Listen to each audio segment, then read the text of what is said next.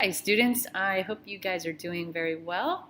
Miss Michelle and I are here to give you your lesson today. So our lesson topic is scrutinizing, not skipping descriptions.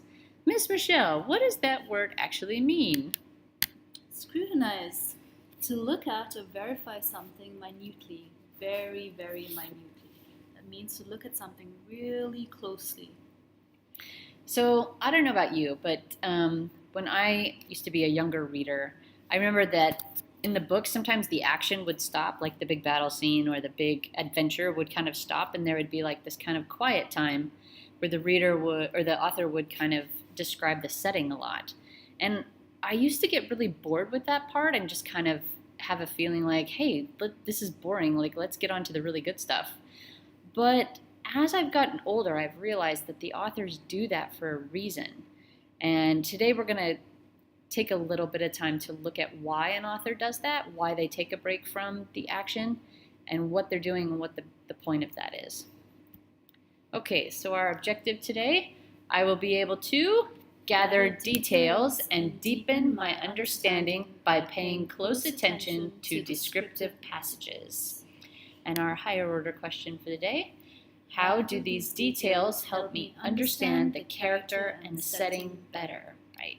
Because that's about what the author is doing, right? They're giving you these details so that you can understand the character better and the setting better, and probably the interaction between the two, between the setting and the character. So let's go to an example from our common text, The Fighting Ground. And there's a passage that I'm going to read to you here, and we want to look at how do these details help me understand the character and the setting better. And this is the part when Jonathan leaves his farm and his family, and he's running to the tavern because the bell is ringing. And the author takes some time to kind of talk about the setting. So it says, the tavern was the biggest place around and was perched on the highest point. Built entirely of stone, it seemed a fortress, a castle at the crossroads, with sparkling glass windows and a high-peaked roof. To the south, 7 miles was Pennington. 20 miles distant was Trenton town. The British and the hated Hessians held them both. 10 miles to the northwest lay Alexandria.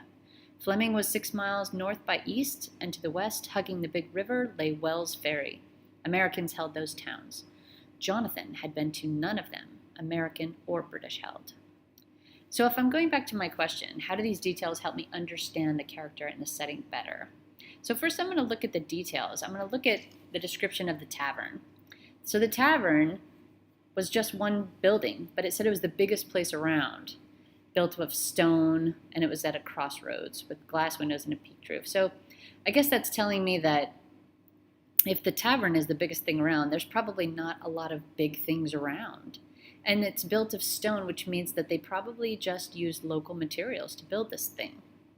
And then the next two paragraphs talk about the towns that are nearby. And what's interesting is that you have a list of a lot of small towns that are within 20 miles of where Jonathan is. And I think the real deal breaker here is that last sentence where it says Jonathan had been to none of them. And we talked about in class how revealing that is about Jonathan's limited perspective and limited information in this situation.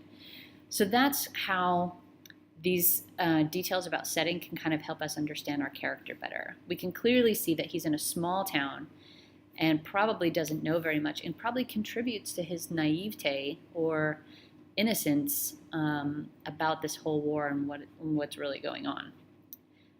So I don't know if you caught that, but that's how we do it. So we looked at the details of what the author was giving us, and we asked ourselves, how is that helping us understand our character better? And then we analyzed it. Here's a second example, and maybe you guys could kind of try it yourself. All right, so the same question, how do these details help me understand the character and setting better? And this is when Jonathan has been asked to join the fight, and he's following the barkeeper inside the tavern to get a musket. Jonathan bounded up the steps. It was dark inside. The wooden floorboards, shiny from heavy use, glowed with a dark brown warmth. The rank smell of ale and cider thickened the air. Waiting just inside the door, Jonathan kept his eyes on the far end of the large, dim room, where the white glow of the keeper's shirt moved behind the grill. Within moments, the man emerged from the dark, a gun in his hand. It was a flint-locked musket, almost 6 feet long, butt and stock of polished wood. Jonathan saw that it was older than his father's gun, but to him it was nothing less than beautiful. Okay, so if I'm looking at the details that the author's given us, the first paragraph talks about what it looked like inside inside the tavern. And I think that's really helping us understand the character better because we get to kind of see like what Jonathan's world looks like, what kind of buildings he's used to, right? Are they kind of rough and rustic or are they polished and very pretty, right?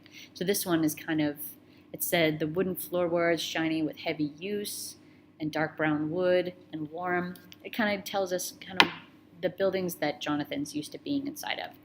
And then the last paragraph is actually really interesting because it kind of talks about the weapons that they used a bit, right? We noticed that the musket was almost 6 feet long, right? And so we kind of realized these aren't handguns that they're fighting with. They're much older, larger, heavier, clunkier weapons. So that's going to play a part in our character because he's going to be carrying that throughout the rest of the story.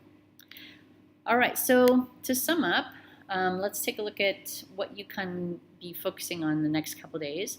Is that when you read your book, notice when the author is going from an action scene and then slowing down to a more descriptive tone, okay? And just notice that, just kind of be aware of that. And then use those details that the author's giving you to make your mind movie richer and more colorful.